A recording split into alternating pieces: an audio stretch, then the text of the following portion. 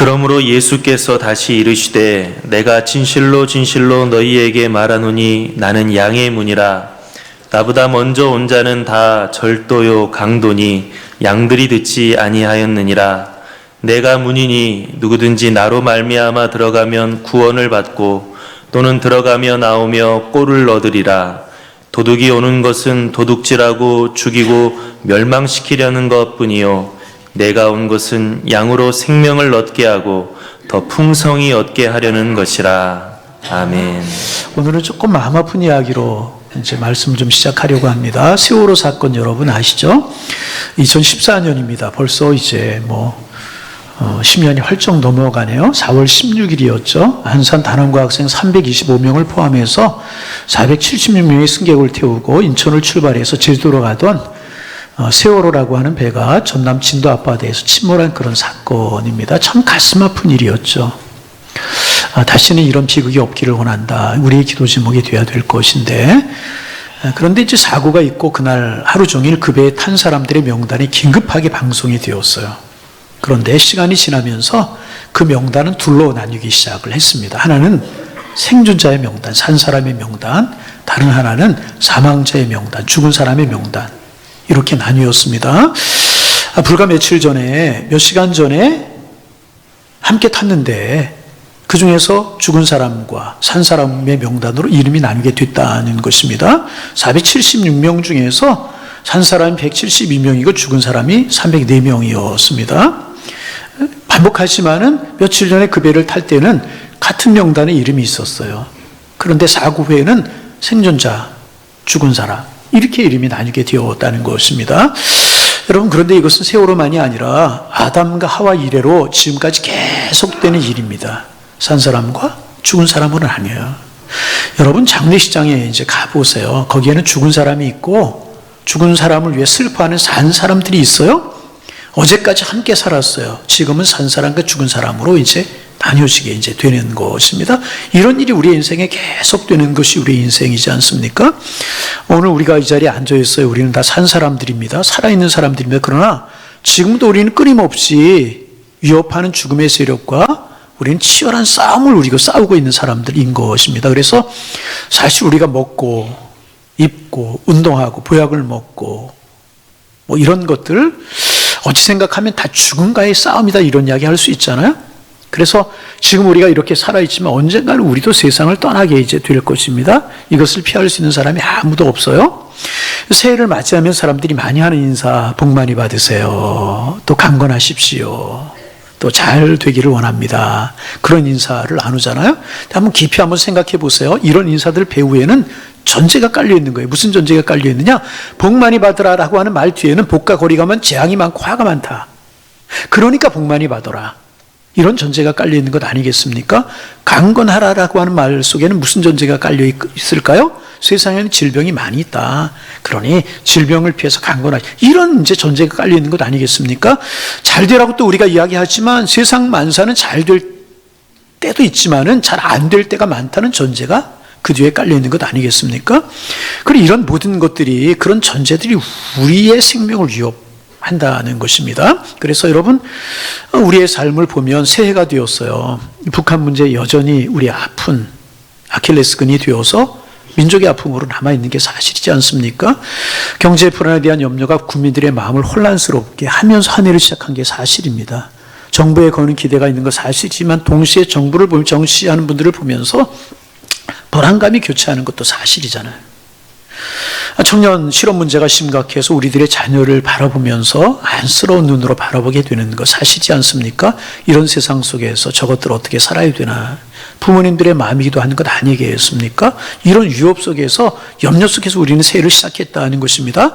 이런 것들과 싸우면서 우리의 삶을 지켜나가야 되는 것입니다. 그래서 이런 의미에서 이 세상은 거대한 전쟁터다, 그러한 이야기 할 수 있어요. 생명을 위협하는 세력들과 생명을 지키려는 세력들 간의 치열한 싸움이 벌어지고 있는 것이 세상이고, 우리는 그 속에 살며 필연적인 이 전쟁을 치를 수밖에 없는 삶을 살아가는 사람들이라, 이렇게 이야기를 할 수가 있어요. 그래서 여러분, 주님의 이름으로 부탁을 드립니다. 아무쪼록 올 한해 우리를 위협하는 악의 세력과 죽음의 세력들과 잘 맞서 싸우시기를 바랍니다. 그리고 여러분, 반드시 승리자가 되시기를 주님의 이름으로 축원합니다. 축원합니다. 예. 그런데 여러분, 다행스러운 일이 우리에게 있잖아요. 뭐가 다행스러우냐고요? 나 혼자 싸우는 고독한 싸움이 아니라는 거예요. 우리 함께 싸우시는 분이 우리에게는 있잖아요. 그분이 누구? 우리 구주 예수님. 우리 구주 예수님이 우리와 함께 하시는 줄로 믿습니다. 그래서 오늘 본문에서 예수님이 이렇게 말씀하시잖아요. 10절입니다. 도둑이 오는 것은 도둑질하고 멸망시키려는 뿐이지만 내가 온 것은 양으로 생명을 얻게 하고 더 풍성히 얻게 하려는 것이다. 우리 주님 그렇게 말씀을 하시잖아요. 내가 세상에 왔다. 왜 왔느냐? 양으로 우리로 하여금 생명을 얻게 하고 더 풍성히 얻게 하려고 세상에 왔다는 것입니다. 우리에게 생명을 주시기 위해서 이 땅에 오셨고 우리를 생명의 나라로, 영원한 나라로 인도하시기 위해서 이 땅에 오셨다는 것입니다. 그런데 오늘 본문에는 도둑이라고 하는 말도 나와요. 여기서 도둑이라고 하는 말을 광범위하게 생각하면 우리의 생명을 위협하는 모든 것이 도둑이라고 이야기할 수 있고요. 좋게 말하면 당시 유대 사회에서 백성들을 인도하던 지도자들을 말하는 것이다. 그렇게 말할 수 있잖아요. 먼저는 정치 지도자들을 말하는 것입니다.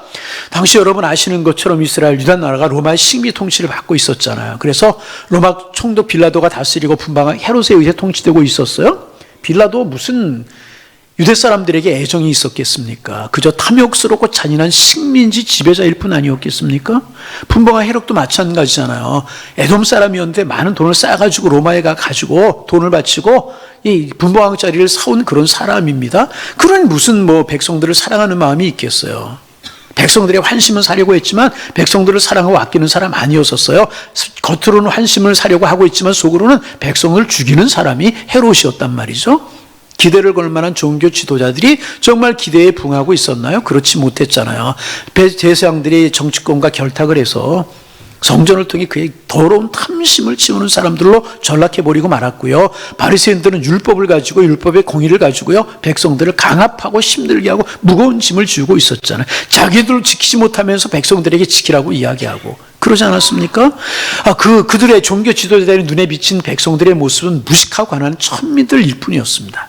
자신들은 율법을 지키고 하나님께 선택을 받은 영적인 귀족이라고 그렇게 생각하며 백성들을 무시했잖아요. 이런 가운데 백성들은요, 유대 백성들은요, 지치고 허덕이는 인생을 살아갈 수밖에 없지 않았습니까? 아무런 위로를 받지 못했다는 것입니다.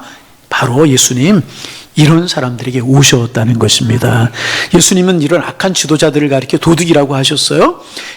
예수님은 양을 죽이고 멸망시키려고 하는 도적들로부터 우리를 건지셔서요 생명을 주시려고 이 땅에 오셨다는 것입니다. 그래서 생명을 주시려고 오신 예수님 두 가지를 하셨어요. 하나는 양으로 생명을 얻게 하는 것.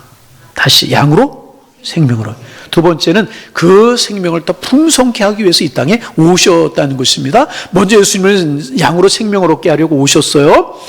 여러분 우리가 아는 것처럼 예수님이 이 땅에 오셔서요. 이 땅에 33년을 살아가시는 동안에 3명의 죽은 사람을 살리셨잖아요. 회당장 야이로의 어린 딸. 두 번째는 나인성 과부의 아들 청년. 세 번째는 베다니의 나사로. 나사로는 장년이었습니다. 세 사람을 살리셨잖아요. 이 세 사람을 살리신 이런 이적들은요, 예수님은 생명을 주려고 오셨다. 예수님은 생명의 구주라고 하는 사실을 상징적으로 선포하는 사건들 아니겠습니까? 그리고 이 세 사람은요, 각 연령층을 대표하잖아요. 야훼의 어린 딸이었었어요. 과부의 아들 청년이었었어요. 나사로, 베다니의 나사로 장년이었단 말이죠. 상징적인 의미가 있어요. 나이 많은 노인들만 죽음 앞에 섰는 것이 아니라는 거예요. 어린이들도 청년도 장년도 죽음 앞에 서 있기는 다 마찬가지라는 것입니다. 그러기에 다시 말하면 예수님이 주시는 생명 없이 살 사람은 아무도 없다는 거예요. 어린아이들도 예수님의 생명을 얻어야 되고 청년들도 예수님의 생명을 얻어야 되고 장년들도 예수님이 주시는 생명 안에 살아가야 되는 것이라. 그래서 우리 주는 이렇게 선포하셨잖아요. 나는 길이요 진리요 그 다음에 생명이다. 나로 말미암지 않고는 아버지께로 올 수 없다. 나로 말미암지 않고는 진정한 생명을 줄 자도 없고 나로 말미암지 않고는 아버지께로 올 자가 없다. 나는 세상에 생명을 주려고 온 사람이다. 말씀하고 계신. 그런데 여러분 생각해 보세요. 죽었다가 살아난 세 사람, 어떤 분은 그렇게 말하는 사람이 있어요. 이 세 사람이 더 불행한 사람이다. 보통 사람은 한 번 죽는데 이 사람들은 2번씩 죽지 않았느냐. 그래서 불행한 사람이라고 이야기하는 사람들이 그런 것 같지는 않고요. 다시 살아난 세 사람이 얻은 생명도 완전한 생명 아니었잖아요. 살다가 얼마 동안 살다가 다 죽지 않았습니까? 그러므로 그들이 다시 얻은 생명은요, 영원한 생명이 아니었었어요. 그래서 예수님은 우리에게 영생을 보여주셨어요. 어떻게 보여주셨습니까? 십자가에 죽으시고요, 사흘 만에 부활하셨어요. 예수님이 부활하셨다는 이 사실은요, 영원한 생명이 있음을 우리에게 보여주고 계시는 것입니다. 다시 말하면 예수 믿으면 예수님 안에서요, 영원한 생명을 얻는다는 거예요. 하나님이 세상을 이처럼 사랑하사 독생자를 주셨으니 이는 저를 믿는 자마다 멸망치 않고 어떻게? 영생을 얻게 하려 하심이라. 할렐루야. 예수님 안에서 우리는 영생을 얻게 되는 줄로 믿습니다. 그러면 예수님께서 우리에게 영생을 얻기 위해서 하신 일이 무엇일까? 인간들의 죄의 문제를 완전히 해결하셨다는, 십자가에 달리셔서 우리들의, 저와 여러분의 죄를 완전히, 아담과 하와로부터 시작된 죄 문제를 십자가에서 완전히 해결하셨다는, 이런 것입니다. 사람의 몸에 병균이 들어오면 병이 들어 죽잖아요. 그러면 사람이 살면 어떻게 해야 돼요? 병균을 없애야 돼요. 마찬가지로 사람의 영혼을 죽이는 병균이 있어요. 죄라고 하는. 우리가 죽지 않고 살려면 그러므로 죄악을 없애야 되는 것입니다. 예수님께서 바로 우리의 죄악을 없애시는 일을 하셨다는, 십자가를 지셨어요. 우리의 죄를 다 짊어지시고, 아담으로부터 오는 죄, 원죄, 우리가 살면서 짓는 자범죄 다 짊어지시고요, 십자가에서 모진 고통을 당하셨어요. 하나님께로부터 외면받는 고통을 당하셨어요. 엘리 엘리 라마 사박다니, 나의 하나님 나의 하나님 어찌하여 나를 버리시나이까 고통을 당하시고 죽으셨어요. 그리고 우리의 죄악을 완전히 도말하시고 완전히 해결하셨어요. 그가 찔림은 우리의 허물 때문이요, 그가 상 우리의 죄악 때문이라. 그가 징계를 받음으로 우리는 평화를 누리고 그가 채찍에 맞음으로 우리는 나음을 받았도다. 예수님 십자가에서 모진 고통을 당하시면서 죽으셨어요. 그래서 우리가 살게 된 것입니다. 예수님이 십자가에 죽으심으로 우리가 하나님의 자녀가 되었고, 예수님의 십자가에서 모진 고통을 당하시며 죽으심으로 우리는 영원한 생명을 얻게 된 것이다. 여러분, 여러분은 생명의 주인공인 줄로 믿습니다. 전에도 예배 시간에 한번 말씀을 드렸고, 제가 성경 공부 시간에 복음 생명하면서 말씀을 드리는데 잘 들어보세요. 이제 제 주먹을 이렇게 쥐겠습니다. 이제 주먹으로 보지 말고 이 주먹을 결안으로 보세요. 뭘로 보시라고요? 결안으로. 이 오른쪽 주먹은 유정란이에요. 유정란. 여러분, 유정란 뭔지 아시죠? 먹어보지 않는다고 알지도 못하면 안 돼요. 예. 유정란, 요거는 무정란이에요. 겉으로 보면 똑같아요. 똑같아. 그런데 유정란은요, 수탉으로부터 생명이 온 거예요. 무정란은 생명이 오지 않았어요. 똑같아요. 구별하기 어려워요. 그런데 21일 동안 부화기에 놓고 암탉이 품거나 부화기에 품거나 그러면 유정란에서는요, 생명이 나와요. 병아리가 나와요. 무정란은 썩어버려요. 여러분, 우리 예수 그리스도를 나의 구주로 고백하고 그분이 나의 죄를 위해 십자가에 달려 돌아가셨습니다. 믿는 믿음의 고백을 하면 우리에게 그 순간에 생명이 오게 되는 거예요. 누구의 생명? 예수님의 생명. 그러면 우리는 영원한 생명의 주인공이 되게 되는 줄로 믿습니다. 저 여러분 하찮은 사람이 아니고요, 주님 때문에 영원한 생명을 얻은 사람들이라. 재미난 이야기가 하나가 있어요. 세종대왕 때 있었던 일이래요. 병조판수와 예문관, 대제학까지 지낸 윤회라고 하는 그런 분이 계셨는데, 이분이 여행을 하게 됐대요. 여행을 오래 하다 보니까 지친 거예요. 의복도 날고 돈도 다 떨어지게 된 것입니다. 어느 주막집에 이르게 되어서 사정을 이야기하고 하룻밤을 좀 재워달라고, 머물게 해달라고 그랬더니 주인이 위아래로 여러 번 이렇게 쳐다보더니 방이 없다고. 방이 없는 게 아니라 저거 이렇게 행색을 보니까 뭐 유익될 게 없다고 생각하고 이제 거절을 했답니다. 할 수 없이 헛간에서 잠을 청하게 이제 됐답니다. 잠을 청하려고 하는데 집주인 아들 녀석, 조그만 녀석이 구슬 하나를 들고 나와 놀다가 그만 구슬을 땅에 떨어뜨리게 되었고, 구슬이 또로로 굴러가서 장독대 속으로 들어가 버리고 말았다고 그래요. 아니, 한참 구슬을 찾더니 이제 포기하고 들어가 버리고 말았다고 그래요. 잠시 후에 그 집에 큰 거위가 한 마리가 나타나더니 그 구슬을 꿀꺽 삼켜 버렸대요. 이렇게 고개를 장독대에다 놓고 삼켜 이제 버렸대요. 헛간에 잠을 청하던 윤회라고 하는 사람이 이 모든 광경을 다 지켜보게 된 것입니다. 그런데 잠시 후에 안방에서 난리가 났더라는 거예요. 왜냐하면 그 구슬은 뭐냐면 값비싼 흑진주였다는 거예요. 흑진주가 없어진 거예요. 주인네는 흑진주를 도둑맞았다고 떠들더니 윤회라고 하는 헛간에 자고 있는 윤회를 범인으로 지목하고 날이 새면 관가에 고발을 하겠다고 기둥에다 꽁꽁 묶어버리고 말아요. 까닭 없이 봉변을 이제 당한 이 윤회라고 하는 사람이 주인에게 부탁을 했답니다. 혼자 묶인 채로 밤을 지새우기 참 서럽고 어려우니 저 가위도 함께 붙들어 매달라고, 저 거위도 함께. 주인은 이제 선심을 쓰는 셈치고 그의 말을 들어서 이제 거위와 함께 윤회라고 하는 사람을 기둥에다 이제 묶어 놓았다고 이제 그래요. 다음날 아침 윤회는 주인에게 먼저 거위똥을 살펴보라고. 밤에 거위가 똥을 싼 거예요. 그래서 여관집 주인은 윤회의 말을 이상하게 여기면서 거위똥을 살펴보니까 거기에 흑진주가 있는 거예요. 흑진주가? 주인은 그때서야 미안하다고 사과를 하면서 왜 진작 말하지 않았느냐고 그랬다는 거예요. 그때 윤회라고 하는 사람이 아주 의미심장한 말을 했다고 그래요. 내가 어젯밤에 그 이야기를 했으면 당신은 거위를 죽이지 않았겠느냐고. 흑진주를 꺼내기 위해 거위를 죽이지 않았겠느냐고. 내가 하룻밤 고생함으로 거위의 생명을 살렸으니 이 또한 기쁜 일이 아니겠느냐고 그랬다는 거예요. 수준 높은 이야기 잘 못 알아들으신 것 같은데 여러분, 예수님 하루 정도 기둥에 묶이는 고생이 아니라 십자가에서 온몸이 찢기셨어요. 온몸이 상하셨어요. 물과 피를 다 쏟으시고 인간이 당할 수 있는 최악의 고통을 당하면서 죽으셨어요. 왜요? 우리의 죄 문제를 해결하시려고. 우리의 죄를 깨끗이 사하시고 우리에게 새로운 생명을 주시려고요. 십자가에서 죽으셨다는 거예요.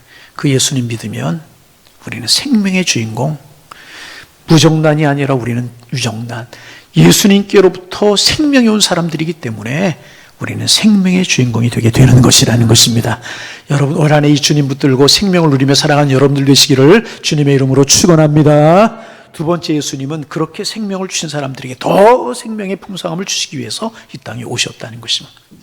여러분, 생명이라고 다 같은 생명이겠습니까? 그렇지 않아요. 싱싱하고 건강한 생명이 있어요. 아침 이슬을 먹고 활짝 피어난 탐스러운 꽃처럼요, 싱싱한 생명이 있어요. 여러분, 이런 생명들이시기를 주님의 이름으로 축원합니다. 근데 병든 생명도 있잖아요. 가뭄이 계속되고 있는 여름에 한낮 축 늘어진 식물처럼 병든 생명도 있어요. 병든 생명이 돼서는 안 되잖아요. 그런데 이것이 어찌 식물뿐이겠습니까? 사람도 마찬가지. 중환자실에 목사기 때문에 종종 가잖아요. 종종 가잖아요. 산소호흡기를 의지하고 있는 환자들, 살아있기는 하지만 병든 생명이, 그렇잖아요. 육체적 생명만 그런 것이 아니면 정신이 병들고 영혼이 병든 인생들 너무너무 많잖아요.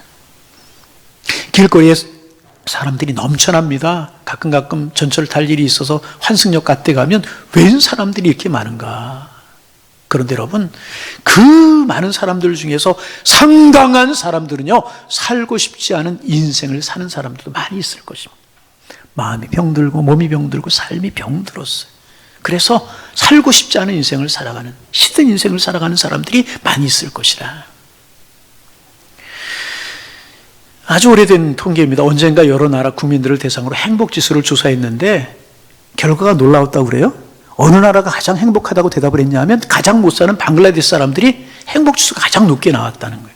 이런 걸 보면 우리가 가진 삶의 조건이 우리를 행복하게 하는 것이 아니라는 거예요. 여러분, 그런데 행복하지 못한 생명은 건강한 생명이 아니라, 마음이 행복하고 삶을 사는 보람이 있고 삶의 의욕에 넘쳐날 때 건강한 생명이 되게 되는 것이라. 그런데 그렇지 못한 사람들 많잖아요. 재벌이 되어서 거대한 저택에 살아요. 그런데 그 거대한 저택의 안방에서도 신음소리가 들려나요. 그뿐입니까? 한 병에 수백만 원짜리 양주를 마시는 사람들이 입에서도요, 탄식 소리가 흘러나오잖아요. 그뿐입니까? 한 해에 수십억, 수백억을 버는 인기 연예인들의 가정이 파탄이 되고요, 우울증에 시달리잖아요. 혈압이 정상이에요. 당뇨도 정상이에요. 지병도 없어요. 식욕도 당겨요. 밥 잘 먹어요. 소화도 잘 되고 힘이 넘치는 육체의 건강을 가지고 있어도요, 땅이 꺼져라 한숨을 쉬며 살아가는 사람들 많잖아요. 시든 생명, 병든 생명, 이렇게 살아가는 사람들 많잖아요. 그러나 별것 아닌 것을 보고도 감사할 줄 알고 적은 것을 보고도 감사를 느끼면서 행복하게 살아가는 사람들도 많다는 것입니다. 여러분, 우리 이런 삶을 살아가는 하나님의 사람들 되기를 소망합니다. 어느 목사님이 카나다를 여행을 하셨는데 너무나도 열심히 사는 분을, 부지런하게 사는 분을 한 분을 만났대요. 이분이 튀김집을 하는데, 튀김집, 카나다에서. 자기는 물론이고 잠시도 쉴 틈 없이 열심히 주변을 챙기고 주변 사람들을 돕고 봉사를 하고. 목사님 물었다는 거예요. 아니 어떻게 그렇게 부지런하십니까? 그것도 집안일이 아니고 다른 사람들이 일을 보는데 힘들지도 않으십니까? 그랬다는 거예요. 그랬더니 이분이 대답하시는데, 목사님, 햇빛을 보고 하는 일인데 뭐가 힘듭니까? 점점 수준이 높아지죠, 그죠? 예, 햇빛을 보고 하는 일인데 뭐가 힘이 하나도 들지 않습니다. 그러면서 이제 자신의 이야기를 이야기하는데, 이분이 예전에 독일에서 광부로 일을 하셨다는 거예요. 그러면서 하는 이야기가, 목사님, 하루 종일 40도가 넘는 지하 막장에서 탄가루를 마시면서 다 일했습니다. 그때에 비하면 지금은 아무것도 아닙니다. 햇빛 아래에서 사는 것만으로 저는 행복합니다.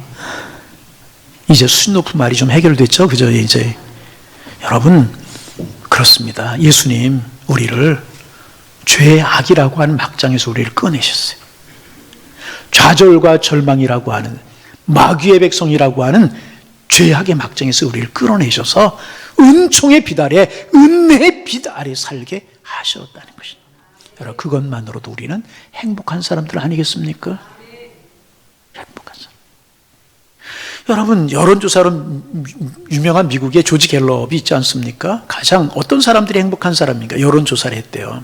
결과를 TV에서 방송했던 적이 있었는데, 조사 결과를 보면 이런 결과가 있었대요. 가장 행복한 사람들은 종교적인 체험을 가진 사람이었다. 이거는 목사님들이 한 이야기가 아니고 갤럽이라고 하는 통계, 그 조사 통계 기관에서 가장 행복한 사람들이 누구냐? 종교적인 체험을 가진 사람이더라. 가장 불행한 사람이 누구냐? 밤낮 술집에 드너 살고 술 마시며 그렇게 살아가는 사람들이더라. 여러분, 끊으세요. 예. 가만히 있지 말고 끊으세요. 예. 많은 사람들이 술의 인생을 호소하잖아요. 그러나 그거 건강한 인생 아니잖아요. 여러분, 내 마음과 내 정신으로 살아야 그 건강한 인생이, 술의 즐거움을 가지고 살아가는 게 무슨 건강한 인생이겠습니까? 우리는 죄악의 막장에서 끌어올림 받은 사람들, 은혜의 빛 아래 살아가는 사람들인 줄로 믿습니다. 우리 건강한 인생을 살아가요. 아주 오래된 이야기, 두 이야기 좀 하려고 그래요. 오래된 이야기 말씀드리 죄송해요. 오래전에 두란노 소원에서 나오는 빛과 소음이라고 하는 잡지에 실린 내용입니다. 지존파 사람들의 이야기, 여러분 아실 거예요. 연세 드신 분들은 아실 거예요. 세상을 비관하고 세상사를 비관해서 이유 없이 지나가는 사람들을 잡아 죽이고, 고급차 타는 사람을 잡아 죽이고, 자기들 집에다 화로를 설치해놓고 사람들 시신을 쥐하고 태우고, 우리를 경악하게 만든, 야, 사람이 악해지면 얼마나 악해질 수 있을까라고 하는 것을 보여주던 사람들이 그 사람이지 않습니까? 이 사람들이 사형 선고를 받았어요. 복역하는 중에 어느 교회 권사님이 그 전도하기 위해서 그분들을 찾아갔다는 거예요. 처음에는 쳐다보지도 않더라는 거예요. 살기가 느껴지고 막 눈에서 살기가 나오는 것 같고 막 그러더라고요. 또 찾아가고 또 찾아가고 포기하지 않고 생명의 주님 복음을 전했어요. 이분들이 결국 예수 그리스도를 구주로 영접하고요, 하나님의 사람들이 되었어요. 사형 집행이 됐죠. 사회 범한 접에 따라서 사형 선고를 받았으니까. 사형되기 전에 그들의 모습이요, 그 권사님의 고백에 의하면 마치 한 마리의 선한 양 같았다. 선한 양 같았다. 예수님의 생명이 그들에게 들어간 것이고, 그 예수님의 생명이 그들을 변화시킨 것이란, 이런 이야기 또 있어요. 김진태라고 하는 분 혹시 기억하십니까? 오래전의 일이라 기억하시는 분은 없을 거예요. 아버지가 상습적으로 어머니에게 폭력을 휘두르는 거예요. 이게 너무나 마음이 아파서 아버지를 공기총으로 쏴 죽였어요. 사형 판결을 받았어요. 사형 판결을 받고 복역하던 중에 어느 분이 또 복음을 전했어요. 예수님은 구주이십니다. 세상은 당신에게 사형을 언도했지만 예수님은 당신에게 참 생명을 주실 것입니다. 이 땅에서는 이렇게 생명이 끝날지라도 우리에겐 영원한 생명이 있습니다. 복음을 전했어요. 이분이 예수 그리스도를 영접했어요. 참 생명을 얻었어요. 교도소에서 600여 명을 전도했대요. 도대체 몇 명 전도했다고 그래 놀래려나, 6천 명 했다고 그래 놀래려나, 평생 한 명도 못 하는데, 그죠? 예. 아멘. 예. 이 사형수들에게는 화장실 청소 이런 것도 면해준대요. 근데 스스로 화장실 청소 도맡아 하고, 사형 집행 후에는 내 안과 신장을 기증하겠습니다. 서약을 하고 영치금까지 아껴서 강간이 들어온 영치금까지 아껴서 소년소녀 가정을 도왔다는 거예요. 여러분, 무엇이 주존파라고 하는 사람들을, 무엇이 김지태라고 하는 이런 사람들을 이렇게 변화시키게 되는 것일까? 무엇이 이렇게 도덕이요, 윤리고요, 지식이요, 무엇이 법이요, 이런 것들이 이 사람들을 변화시키겠습니까? 아니요. 단 한 가지, 우리 구주 예수님, 우리 구주 예수님 주시는 생명이 이렇게 변화시키게 되는 것이라는. 그래서 여러분, 금년에 무엇보다도요, 예수님을 깊이 체험하며 살아가시기를 바랍니다. 생명 안에서 기쁨을 누리며 살아가는 한 해가 되시기를 소망합니다. 그리고 예수님의 생명을 체험하고 깊이 있는 은혜 가운데 살아가려고 하면 은혜 받아야 되는 거예요. 은혜 받으려면 어떻게 해야 돼요? 열심히 예배 참석하고, 다시 열심히 예배 참석하고, 아멘으로 화답하고, 은혜 받는 자리, 기도하는 자리 열심히 참석하고, 깊이 주님을 만나게. 예수님 못 만나셨습니까? 올 한 해 만나는 축복이 있기를 원합니다. 하나님 살아계시고 예수님 살아계실까가 절대로 아닙니다. 하나님 살아계시고 예수님 살아계셔요. 그 예수님을 깊이 만나야 되네. 그러면 삶에 행복이 오게 되는 거예요. 내가 세상 것 의지하고 살아가려고 봤자 지금이잖아요. 그런데 그 예수님 모시고 살아가면, 깊이 주님을 만나며 살아가면 그 주님의 생명, 그 생명이 주시는 행복과 기쁨이 저와 여러분의 것이 될 줄로 믿습니다. 그래서 다윗이 이렇게 고백하잖아요. 내가 여호와를 항상 내 앞에 모시며, 멀리 주님을 두고 살아가는 것이 아니라 항상 주님을 내 앞에 모시며 그가 나의 오른쪽에 계심으로 내가 흔들리지 아니하리로다. 이러함으로 나의 마음이 기쁘고 나의 영도 즐거워하며 내 육체도 안전히 살리로. 내가 주님을 모시며 살아갔더니 그 주님이 나를 책임져 주고, 그 주님이 나의 기쁨을 주고, 그 주님이 나의 생명을 책임져 주고, 그 주님이 나의 인생을 책임져 주더라. 다윗의 고백이잖아요. 여러분, 올 한 해 생명의 주님 가까이 한 한 해, 가까이 한 한 해, 그런 한 해가 되셔서 혹시라도 병들었다면 건강한 생명이 되고, 혹시라도 슬픔이 있다면 기쁨이 되고, 혹시 무기력하게 내가 이제까지 살아왔다면 의욕이 넘치는 한 해가 되고, 술과 세상이 주는 말치적인 쾌락을 의지하며 살았다면 그거 대신에 거룩한 주님이 주는 행복을 누리며 살고, 갈등하며 다투며 가정이 살아왔다면 이제는 변화해서 예수 생명으로 작은 천국이 되고, 예수님 안에 부부관계가 변화되고 부모와 자녀 사이가 달라지는 그런 은혜 누리며 살아가는 한 해가 되시기를 소망합니다. 아무쪼록 2026년 선물 하나님 우리에게 주셨는데, 2026년 생명이신 그리스도를 붙들고 그리스도와 함께 걷는 한 해가 되셔서 그 주님이 주시는 생명력이 넘쳐나고 충만한 한 해의 삶을 살아가시는 그런 복이 여러분들에게 넘쳐나실 수 있기를 주님의 이름으로 축원합니다. 주님 고맙습니다. 은혜입니다. 주님 사랑합니다. 이런 고백하며 살아가야 되잖아요. 주님과 함께 이 고백하며 살아가시는 행복한 한 해가 되시기를 주님의 이름으로 축원합니다. 축원합니다. 하나님, 예수 안에 생명 누리며 살아가는 저희들 되게 하여 주옵소서. 병들고 시든 인생 살아가지 않게 하시고, 마지못해 살아가는 그런 인생 살아가지 않고, 낭비하며 어쩔 수 없이 살아가는 인생 살아가지 않도록 도와주옵시며, 예수 안에 참된 생명을 누리며 생명을 나누며 생명의 축복을 누리며 살아가는 저희 모두 되게 하여 주옵소서. 그러기 위해서 은혜를 사모하며 은혜 가운데 살아가는 우리 모두가 다 될 수 있도록 주께서 축복하여 주셔서, 병든 생명이 건강한 생명으로 바뀌며, 슬픔 대신 기쁨으로 바뀌며, 무기력이 의욕으로 바뀌며, 갈등하고 다투는 가정이 천국이 되는 이런 은혜를 누리며 살아가는 복 있는 한 해가 되게 하여 주옵소서. 예수님의 이름으로 기도하옵나이다. 아멘.